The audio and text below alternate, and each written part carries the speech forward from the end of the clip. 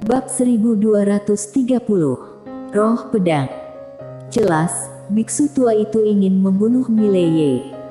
Kekuatan yang ditampilkan oleh Mileye benar-benar mengerikan. Bahkan dia takut Mileye bisa memblokir pisau itu sebelumnya karena baju besi di tubuh Mileye, tapi sekarang, Mileye tidak punya baju besi. Untuk pisau ini, biksu tua itu percaya diri. Dan saat ini, pedang Aether di tangan Mileye tiba-tiba berubah menjadi pedang darah. Pedang yang ditinggalkan pria berbaju biru itu. Roh pedang.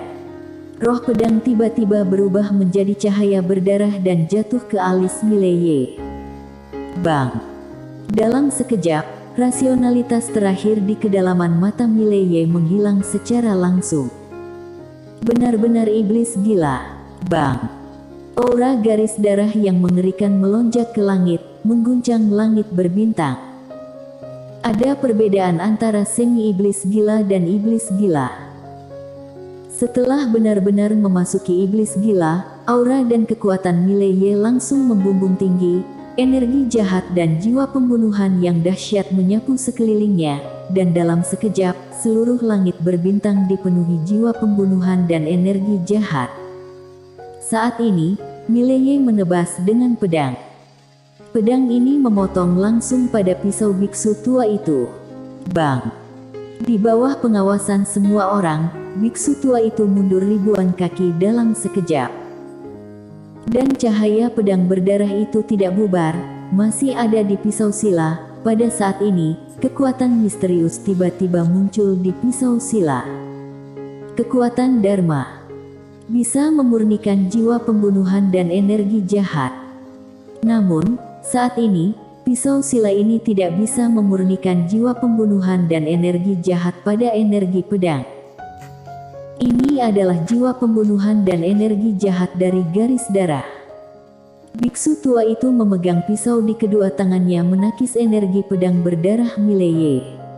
Mileye hendak menyerang ketika bel berbunyi lagi di langit yang jauh. Lonceng Tiandao. Dedi mau menyerang lagi.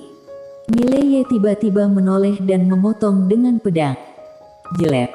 Di depannya, kekuatan aneh langsung dipotong berkeping-keping oleh pedangnya. Melihat adegan tersebut, ekspresi Dedi Mo dan Joko Lee tiba-tiba berubah. Mileye ini menjadi begitu kuat. Pada saat ini, Joko Lee tiba-tiba berkata, pedang itu. Dedi Mo melihat pedang di tangan Mileye, pedang ini lebih kuat dari pedang Aether sebelumnya. Dari mana Mileye ini mendapatkan begitu banyak benda ilahi? Di bawah, Mileye sedang berjalan menuju biksu tua itu. Setiap kali dia melangkah, akan ada darah di bawah kakinya. Dia benar-benar berdarah di setiap langkahnya. Di kejauhan, biksu tua itu menatap Mileye dengan ekspresi bermartabat. Karena pada saat itu, pisau silanya tidak hanya gagal memurnikan jiwa pembunuhan dan energi jahat Mileye, tetapi juga hampir tergerus oleh jiwa pembunuhan dan energi jahat Mileye. Kekuatan garis darah apa ini? Biksu tua itu malah tambah bingung. Saat ini, Mileye tiba-tiba menghilang di tempatnya. Jelek. Cahaya pedang berdarah merobek lapangan. Biksu tua itu menyipitkan matanya sedikit. Dia menebas dengan pisau. Pada pisau sila, cahaya emas berkedip, dan tepat saat pisau itu jatuh, energi pedang berwarna darah datang ke udara. Bang! Cahaya emas berdarah meledak. Biksu tua itu mundur ratusan kaki dalam sekejap, dan Mileye mundur ratusan kaki. Namun ekspresi biksu tua itu menjadi lebih serius. Karena dia menemukan bahwa aura Mileye meroket. Mileye semakin kuat. Yang terpenting, tubuh Mileye memiliki kemampuan penyembuhan yang sangat kuat. Kalau mengkonsumsi satu sama lain, Mileye memiliki keuntungan besar. Biksu tua itu menatap Joko Lee dan Joko Lee di langit berbintang. Kalian berdua, jika kalian punya kartu hall, tolong tunjukkan. Joko Lee dan Dedi Mo terdiam. Di arena, orang-orang mereka telah diblokir oleh orang-orang Mileye. Meski keduanya belum menembak, tujuan mereka adalah untuk melawan Tiandao 5 dimensi. Pada saat itu, biksu tua itu tiba-tiba berkata, "Kita bertiga bergabung, jika kita bisa membunuhnya, maka baiklah, jika tidak, kita akan mundur." Choco Lee dan Daddy Mo saling berpandangan, dan mereka mengangguk. Saat ini, mereka secara alami tidak akan memainkan trik apapun, karena untuk saat ini, meninggalnya biksu tua kuil kuno itu tidak akan ada gunanya bagi mereka. Sekarang, Mileye bahkan lebih mengancam. Biksu tua itu tiba-tiba menggunakan pisau, dan di sekelilingnya, cahaya emas mengalir ke pisau sila. Melihat biksu tua itu bergerak, Choco Lee berdua tidak ragu lagi, dan langsung bergegas menuju Mileye di bawah. 3 lawan 1. Meski kini Mileye diberkahi garis darah dan roh pedang, mustahil baginya untuk mengalahkan 3 orang di depannya. Nyatanya, saat Mileye benar-benar memasuki iblis gila, dia sudah kalah setengahnya. Iblis gila seutuhnya yang kehilangan akal sehatnya, jika tidak ada yang menekannya, yang paling berbahaya bagi alam semesta 5 dimensi adalah Mileye. Sayang sekali, biksu tua itu dan yang lainnya tidak mengetahui hal ini. Jika tidak, mereka akan segera pergi. Di langit berbintang, 3 master super bergegas menuju Mileye. Ruang hampa tempat Mileye berada langsung dihancurkan oleh 3 aura kuat, membuatnya tidak nyata. Dan pada saat itu, seorang wanita tiba-tiba muncul di hadapan Choco Lee dan Daddy Mo. Itu Monique Qian. Melihat wanita yang muncul tiba-tiba, Choco Lee berdua sedikit terkejut, dan tak lama kemudian, Choco Lee berkata, "Hentikan dia." Setelah berbicara, dia langsung bergegas turun. Choco Lee bergegas menuju Monique Qian. Monique Qian tidak menghadang Choco Lee. Dengan kekuatannya saat ini, dia hanya bisa memblokir 1 master alam escape. Segera, biksu tua itu dan Choco Lee bergegas ke depan Mileye, dan pada saat ini, menara kecil ilusi tiba-tiba muncul di antara alis Mileye. Melihat menara kecil ilusi ini, wajah biksu tua itu dan Choco Lee berubah drastis. Mereka berbalik dan mundur tanpa memikirkannya. Dengan mundur ini, keduanya mundur ribuan kaki jauhnya. Menara kecil. Menara kecil tadi membunuh 2 alam escape atas seketika. Belum lagi Choco Lee, bahkan biksu tua itu sendiri kaget, dan dia juga sangat takut dengan menara kecil Mileye. Karena dia tidak percaya diri bisa memblokir menara kecil ini. Untuk sesaat, baik biksu tua itu maupun Choco Lee tidak berani bergerak. Tapi Mileye tidak berhenti, bukannya bergegas menuju biksu tua itu, dia bergegas menuju biksu yang telah ditekan oleh Wayne. Biksu itu sebenarnya bukan tandingan Wayne. Namun, Wayne juga sulit untuk membunuh lawan. Tapi sekarang, dengan bergabungnya Mileye, banyak hal telah berubah. Biksu itu tiba-tiba berbalik, dan cahaya pedang berdarah datang. Pupil biksu menyusut sedikit, dia melipat kedua telapak tangannya, dan cahaya emas berosilasi dari tubuhnya. Namun, cahaya emas ini runtuh seketika begitu menyentuh cahaya pedang Mileye. Bang! Biksu itu terpotong, tetapi pada saat ini, sinar pedang lain muncul di belakangnya. Wayne. Ekspresi biksu itu berubah drastis, dia tiba-tiba berbalik dan menamparnya. Bang!